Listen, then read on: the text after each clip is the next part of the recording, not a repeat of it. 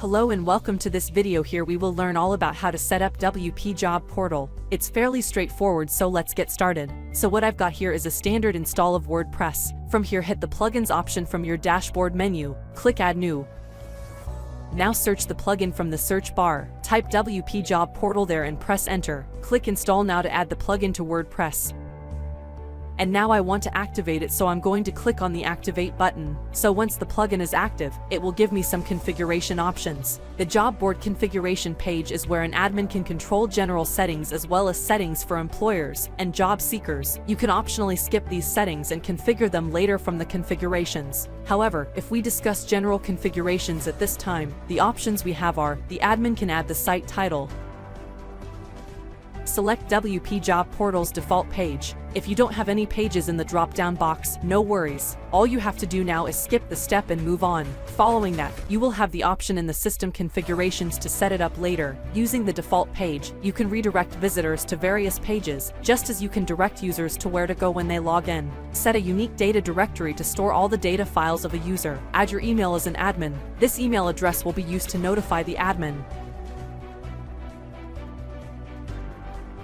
Enter the system email address, which will be used to send emails. Fill in the sender name that will appear in emails.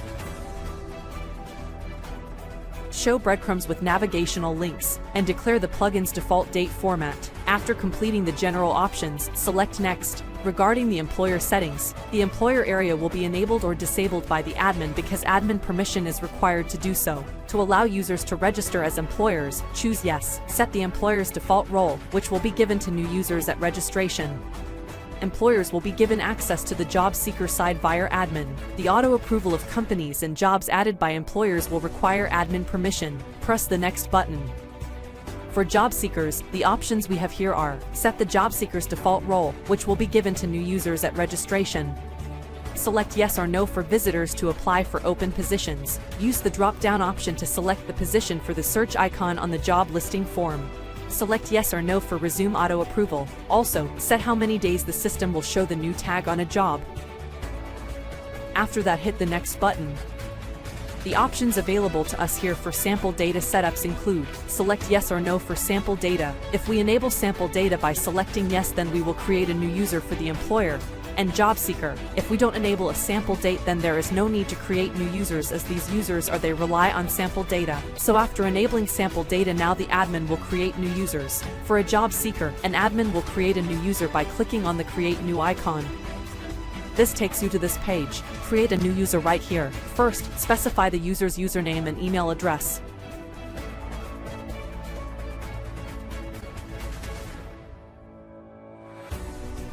Define the user's first and last name to learn more about them.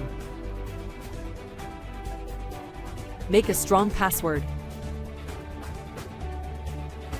Add user role from the menu and hit the Add New User button. A new user for a job seeker has been added. Now, we will do the same for the employer, so hit the Create User button. Add the user's details step by step with individual information: username, email address, both the first and last names. Make a strong password. Choose the employer's role from the drop-down menu, and click the Add New User option. The user has been added to the users list. Back at the sample data setup screen, let's hit the refresh button, and then choose the user as a job seeker from the drop-down option. Choose the user from the employer drop-down option as well. Select yes to enable both employers and job seekers to access their dashboard menu on the front end, and click on the Finish button. This will bring you to the admin dashboard menu. We'll now navigate to the menus for employers and job seekers. If you don't already have the menu, you must first create it. For this, let's head back to the WordPress dashboard and hit the menu option under the Appearance section. Give your menu a name in this area, then click the Create Menu button in the lower right corner. You can see the menu options on your website right here. Choose the pages you want to include on your site, and then click Add to the menu. You can see that these pages have been added to our menu. Set the menu's display area. After setting it, click on the Save menu. We will now use a shortcode to build a dynamic page, which we will then add to the menu. First, navigate to the WP Job Portal dashboard links and select the shortcodes option. Copy the shortcode for the page that you want to add from here. Then, from the WordPress dashboard, select the Pages option. Click the Add New button, put the page title first on this page, and then paste the shortcode into the block. And then publish the page.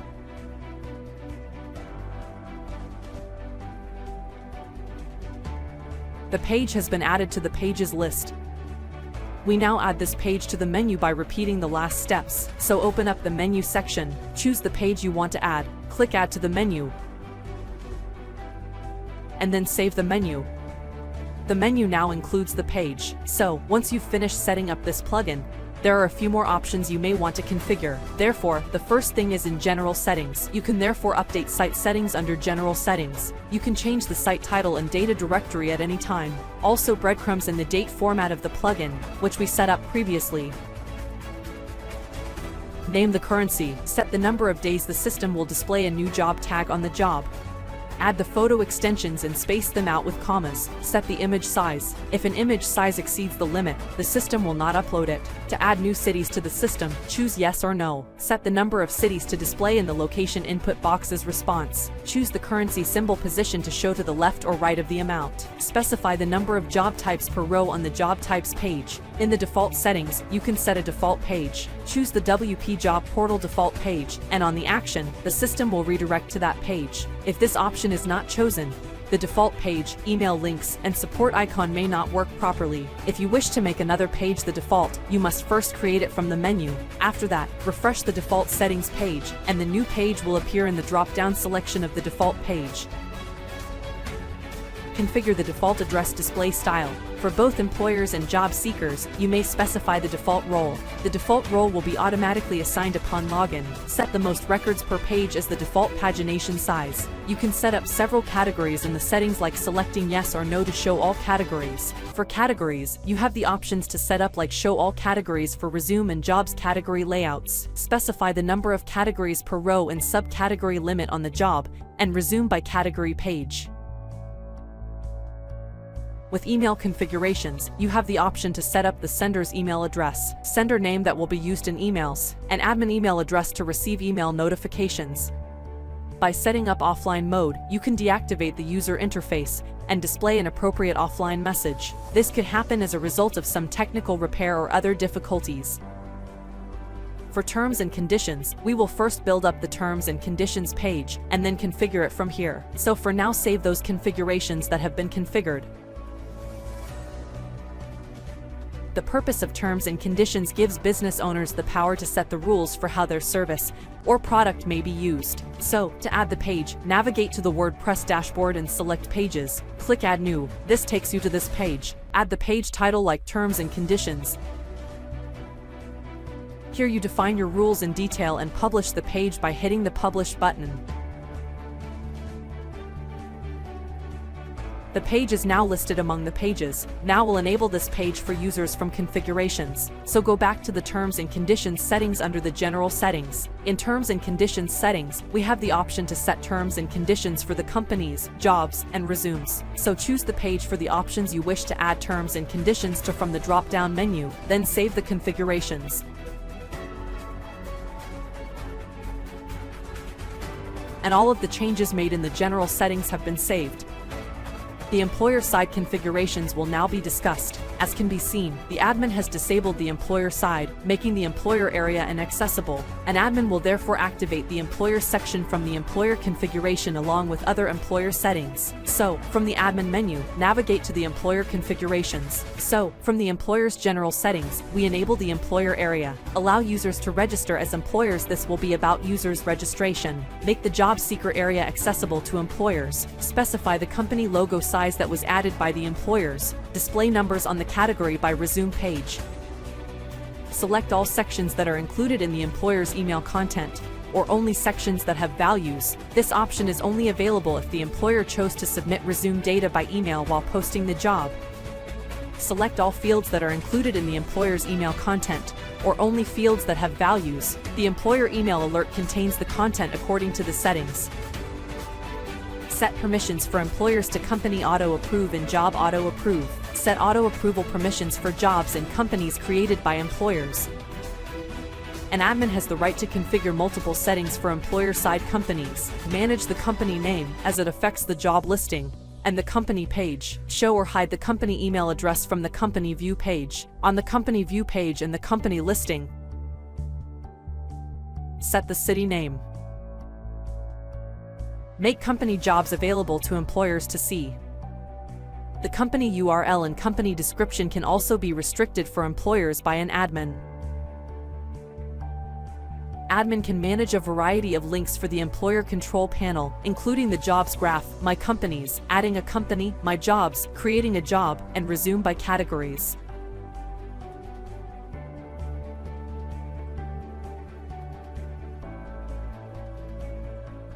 After you have configured the settings for your employer, save the configurations, and all of the changes made in the employer settings have been saved. We will now examine the configurations needed to register a user. You have the choice of enabling or disabling user registration with the WP Job Portal. To register a user, you must enable WP Job Portal and WordPress registration. User registration at WP Job Portal is only possible if registration is enabled. So to enable WP Job Portal registration for users, we will thus get the employer settings once more and repeat the action to register users as an employer and repeat the action to register users as an employer. After enabling WP Job Portal registration, we will see the user registration process on the employer side. Hit the register button from the menu. Here the notification indicates that the WordPress registration is still disabled, so to enable, navigate to the WordPress dashboard links and hit the settings option. From here, go to the membership option and check the box to all anyone can register, then click the Save Changes button. The settings have been saved. Now, let's examine the visitor-related settings. So head over to the visitor settings from the configurations. The first option here we have is the CAPTCHA settings for visitors. WP Job Portal has two types of CAPTCHA. One is System CAPTCHA and the other is Google reCAPTCHA. For now, we will configure the WP Job Portal CAPTCHA. Select the option to show a CAPTCHA on the user registration form. As we discussed WP Job Portal CAPTCHA, so select it as a default CAPTCHA type. After selecting the default CAPTCHA type, we have some options related to the CAPTCHA working, like select the CAPTCHA calculation type, whether it's addition or subtraction. Set the option to show the subtraction answer as positive. And lastly, set the number of operands for the CAPTCHA, and then save the settings.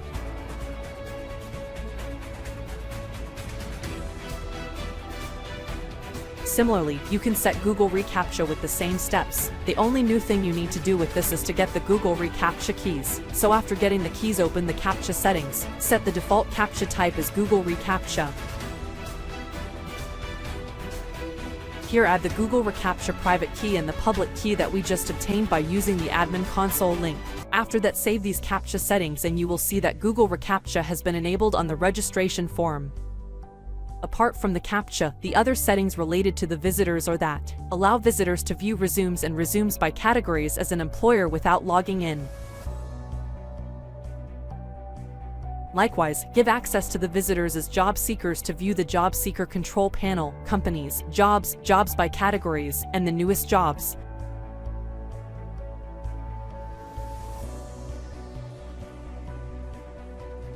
Set permission for visitors to search for jobs and get job search results. If you hide the option, a visitor is unable to search for jobs and get the result.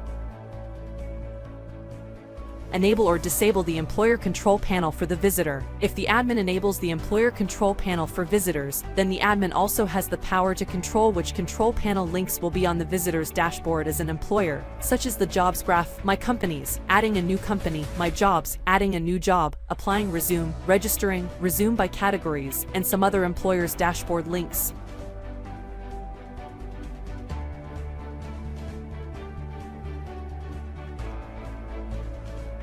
Similar to that, the admin can decide which control panel links will appear on the visitor's dashboard when they register as a job seeker. For example, the active jobs graph, my resumes, adding a new resume, jobs by categories, newest jobs, jobs by types, my applied jobs, search jobs, register link, and some other job seekers links.